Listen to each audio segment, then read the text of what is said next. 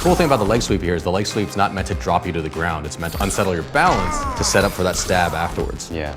I can almost guarantee you that if you're doing heavy contact with it, that joint is gonna snap almost every single time. You wanna try to keep it as one solid piece just so that you don't have fault points with those joints.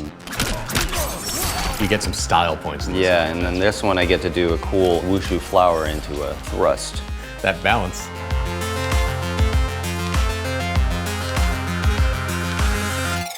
Hey, I'm Armand Robinal. I've been doing martial arts for several years and I'm a stunt performer. And my name's Lawrence Monk. I've been doing martial arts for close to 15 years now. We're gonna be reacting and doing our interpretations for Mortal Kombat 11.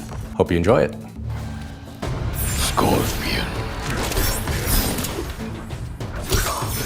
One thing we're gonna point out, when the character switches stance, their weapons on the hip magically warp to the other hip.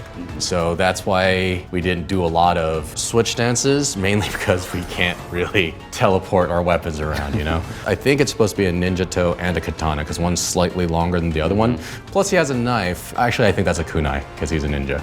So he's kind of decked out with everything. He's got very close quarters, short to mid-range, and then mid to long range. If it doesn't look the prettiest, I'm sorry. We tried our best.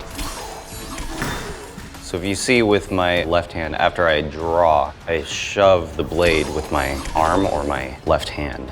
Yep. I think you can see exactly why my shoulder is sore.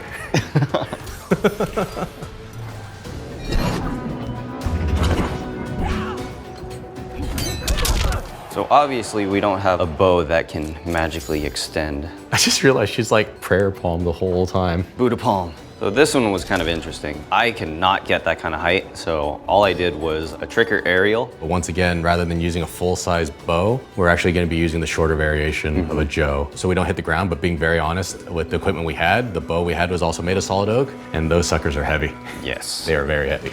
So let's see Armand's sweet aerial. Hey. Hey. I sounded really mean and sarcastic about your aerial, but it's actually a pretty good aerial. Yeah, because I've actually never done an aerial with a staff, with right? a staff before. Putting it on the floor, it threw me off a lot. It gets tricky because some people will try to use it more like a pole vault to launch themselves, and that's where you kind of get in trouble because if you don't have the angle just right, you're just gonna eat shit. I don't want to watch this. Yeah, so now we're looking at Mileena, who's using sai. One thing to note is that sai is not traditionally used in most kenjutsu styles that I'm aware of it. You'd see it more in things like karate.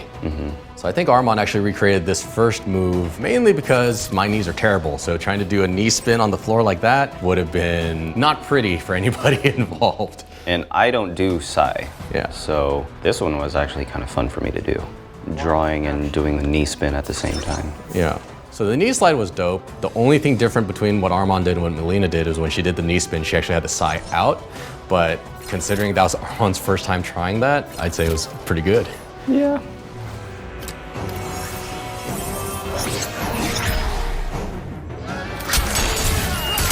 Yeah, so first thing we'll point out with Fujin is you'll see the weapon he's using is actually not a katana or even a ninja toe. It's actually a Chinese straight sword. So a lot of his movements aren't really kenjutsu based. It's, I'd say, wushu or kung fu. Yeah, wushu. And we didn't have that specific weapon with us, so we actually ended up using the ninja toe that you saw us using in the Scorpion recreations.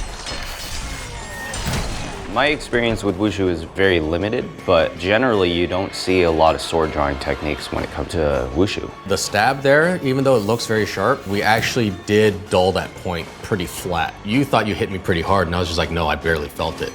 Because we flattened it pretty significantly for safety, because we don't want to get Jonathan in trouble here. I'm pretty happy with that one. Yeah. It turned out okay. The common theme you guys will see, especially in the videos later too, is I die a lot, like a lot. Welcome to my world. I'm so embarrassed. You look so sad. Nagitana time, baby. So now we're moving on to Sindel. She's actually using a nagitana, But the way that she's actually using it is very wushu based as well, with a weapon called a pu dao. These are kind of interesting because you can see from the techniques, it's very momentum based in terms of her swings. She's using momentum and she's holding it at the end. Most styles of nagitana that I've personally seen, they don't hold it at the end like that. They usually hold in the middle so that they can use the back end for defense and the front end for offense. So it's more of a balanced weapon as opposed to using it for length like we use with our bow stabs. Downwards, horizontal, upwards. So you're kind of covering a little bit of everything there. Yeah, but you see how much Armand's adjusting his right hand so that the blade of the naginata doesn't scrape across the ground. I like that one. Yeah, wasn't bad. Oh, yeah. this one. So we don't have a rope dart. Use your imagination here, folks. But essentially it's a rope dart pull into a cut to the back. Let's see how good my reactions are. Ah, not bad. I didn't realize I bounced out of frame. That's actually pretty goddamn funny. I didn't realize it was just half my body in frame the whole time. That means I sold it at least. Yeah. Then Armand's got the emo hair to set it all together. Yes. So this one is just a thrust into an overhand strike with the same hand that you thrusted with.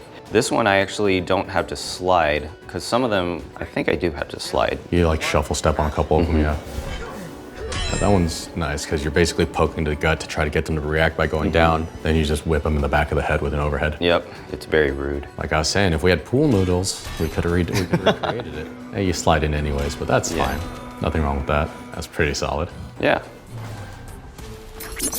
One challenge that I'll point out now is you see that Mileena not only has her sai anchored to the small of her back, but they're also anchored so the handles are pointing down. So for a big guy like me, if I have wide shoulders, trying to reach all the way back there to get the sai was kind of a challenge because I don't have the flexibility, but also you run the risk of the sai just falling out when you're moving. You're gonna see I don't get nearly as much air as Mileena because once again, terrible knees are terrible. Got the claw hands though. I got the claw hands, but I ain't sticking the butt out. And that's okay. I don't actually go all the way through with the sai like Mileena does, mainly because I'm doing it more of a stab and grounding. I'm not trying to slash through because I run the risk of hitting myself. Mileena got hops, I don't. This one and the next one are interesting for me when we were trying to recreate this, mainly because he's pulling the whole weapon out, including the sheath to punch, and then he's using the sheath itself to stab you in the leg. And again, what I mentioned before, you actually don't see a lot of sword drawing techniques in wushu, let alone scabbard hitting techniques. Stab you right in the back. Yeah.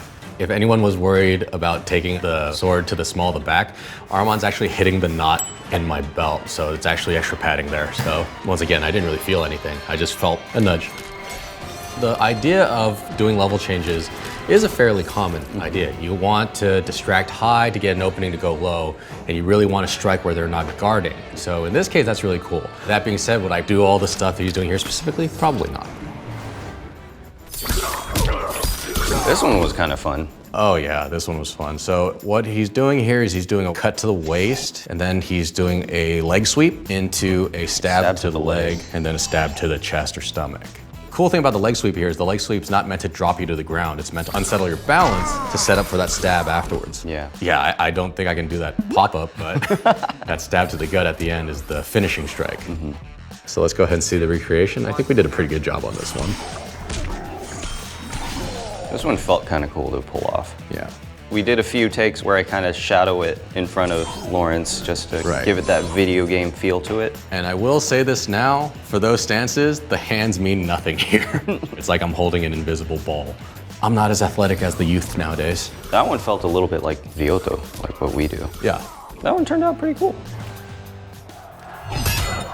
Ah, this one. I actually had to modify this one. After the first strike, she actually throws it backwards. That is not ideal in a combat situation because you run the risk of actually losing your jo or bow. So what I do is I actually toss it the other way so that the jo actually just goes straight to my hand. You don't see a lot of this in Kenjutsu where you're slamming into the ground. That is a wushu thing. Their wood is actually more flexible. Yeah, it's waxwood. And also, we want to be very respectful to the floor that we were using. I was gonna say, if you could do that with a bow, it'll probably snap in half eventually. Look at that stance. Oh, back to my wushu days. It's funny I complain about my knees, but you're the one that had like 3 knee surgeries. 4 now. So this is gonna be a swipe into an uppercut. So the thing that's kind of important to point out with sai, it's not always just using the fork part to attack. You can still use the butt of the sai to strike. Imagine like a punch, but just with the butt part, because that still does a lot of damage, it still hurts. Okay, so if we look at my recreation of this, it wasn't terrible, but it wasn't great. I gave it a B. So in that case, rather than doing a swipe, because I don't have long claws or nails, I did what we call a teisho or shote, where I'm striking with the heel of the palm to stun into the uppercut. You can almost think of it almost like a shoryuken from Street Fighter. So she's getting hops with her uppercut. More power to her. My shoryukens are trash. I've learned to live with that. So the second technique for Sindel, the first 2 moves are similar, but the last technique, she actually swings at the legs. These are techniques that you would see, it's just the way they're applied are a little bit wonky because of the length. Yeah. You would see the overhead strike, you would see horizontal cuts, and you would see strikes to the legs as well, because once again, you're aiming for the inside of the legs where there's no armor. Fancy. You can kind of see between the moves with Jade, the nagitana right now with Sindel, and if you go back and you see the Metal Gear Rising Revengeance, you'll see there's a very common theme that they like to use where they generate momentum by going over the shoulder into the overhead cut. You would never want to use a long weapon that has a folding joint like that, because I can almost guarantee you that if you're doing heavy contact with it, that joint is going to snap almost every single time. You want to try to keep it as one solid piece just so that you don't have fault points with those joints. Okay, this was me. Yeah, this one was you. Punching him in the face, not necessarily to completely disable him. It hurts getting punched in the nose, obviously, but you can use it more as a distraction to set up for that punch to the stomach afterwards. And after he folds him over, he does a downward spike with the sword afterwards to finish him. Very brutal. Okay, so if we go ahead and watch the recreation now. Oh, I finally took my glasses off. Oh, that's right, I stabbed. A little too high on that one. Did the job, though. Good job beating me up, Lawrence. Yeah, I get 1. And it helps that you're left-handed. Yeah, that's the other thing that's really important to note. For some reason, Scorpion does a lot of the moves left-handed. In terms of movement and hand-eye coordination, it just worked out better for me.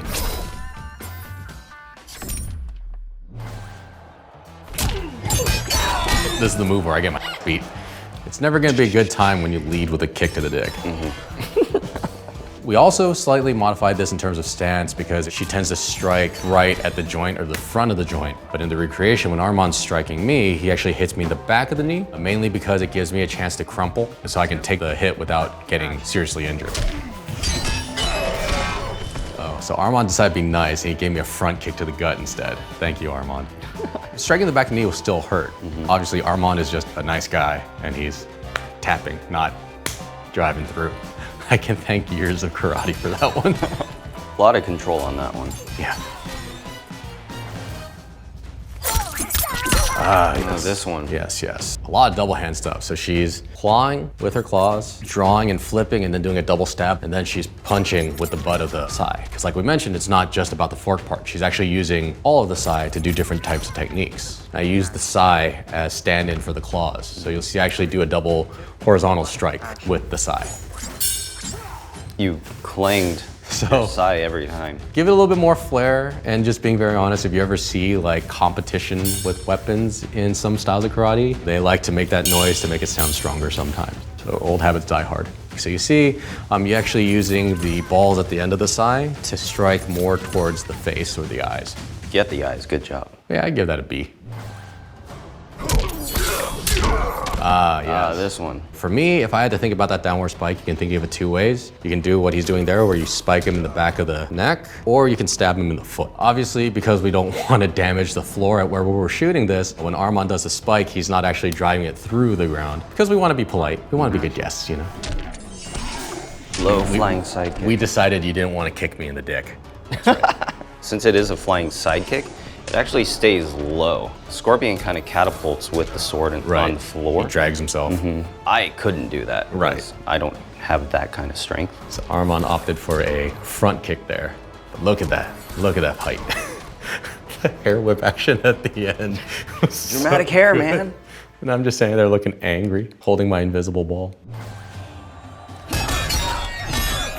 Oh yeah, no, this is a butterfly kick. Oh, yes. Yeah. This is the fun one. If you didn't like the aerial before, I think you'll really like this one. That's a pretty standard wushu thing, and it's pretty difficult to do. Plus you're doing it with a heavier... Yeah. Normally it's done with a waxwood, which is obviously a lot lighter, but this is a solid piece of oak. If I make a mistake on that butterfly kick, that bow is going straight to my shin. Yep. Then it's surgery number 5. Ugh. Into the stance. Yeah, that was pretty good. Kind of glad you're not wearing your hakama there, right? Yes. Another reason why we're not wearing our hakamas in this one. But yeah, that's the thing that's really important to note is that even though it's a very compact weapon, it's small, that's a dense piece of oak, so it is deceptively heavy.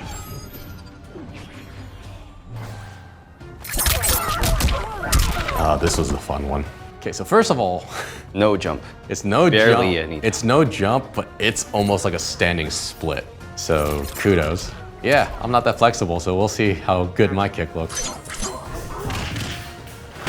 Nice jump front. Yeah, I'm surprised at how good that jump front looked. I'll take it. I give it an A-. First A-. I liked it.